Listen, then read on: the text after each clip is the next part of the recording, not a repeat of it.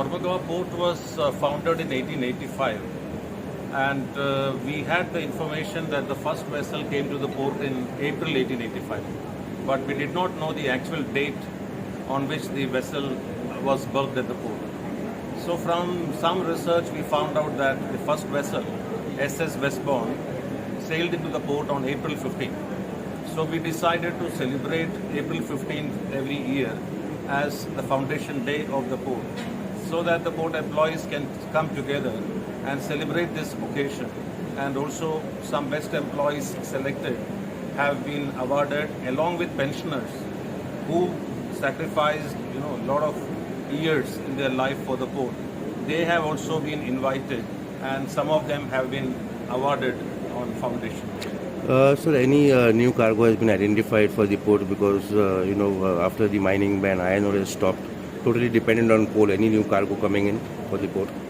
See, last year we could make a 19% growth on the cargo, because year before we had done 17.3 million ton, and this year we have done 20.6 million ton, which is the highest growth among the major ports.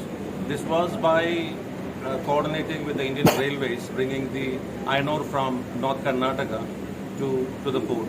So we will have more cargo identified, and even if the mining in Goa starts, that will be also an additional revenue.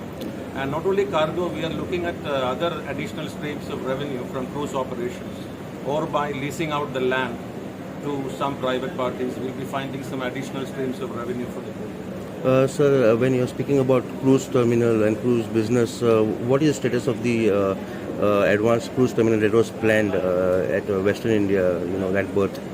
Yeah, the new cruise terminal should be fully operational at least by the year end. Definitely it will be fully operational, and we'll start operating from December, January this year. Sir, when we talk about MPT, a lot of people are complaining about coal pollution and all that. And there was a dome that was planned.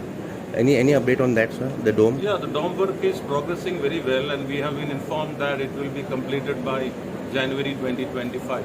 So that should put an end to the complaints on the coal pollution.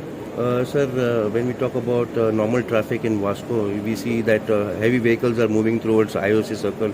So when is this bridge getting completed? So the 4-lane MPT connectivity part, when is it getting completed? See, the targeted date of completion is June, 30th of June 2024. So we hope that it will be completed by June, and in July, August we'll be able to use that connectivity, avoiding the traffic through the town. So now berth number 10 and 11 has been given to Delta. We hear that there are plans for berth number 9 also to be privatized. Anything on that, sir? On berth number 9, we have got multiple options. There are interested parties. So we are considering which is the best option for us, and soon we'll be coming out with a tender for that. But it is going to be privatized? Definitely. Yes. Public partnership, Yes. PPP. Sir, anything on revenue front? Is the revenue system of the MPT increasing, or how is the revenue? So this year, because we have seen a 19-20% growth, our revenue has also improved to that extent. But we need to build the pension corpus. So probably in 4, 5, 6 years time, in the next 4, 5 years time, we will be able to kind of complete the requirement for the pension corpus, and after that the port can run into a profit.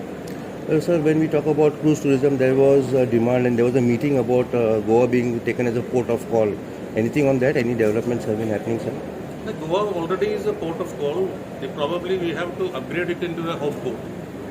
So for the home port, we need to kind of have better infrastructure. But in the coming years, because Cordelia, which is operating, they have already placed an order for around 4 or 5 ships. So they are also planning to have one ship stationed, in Goa. But it is in the coming 2-3 years of time we'll have to see.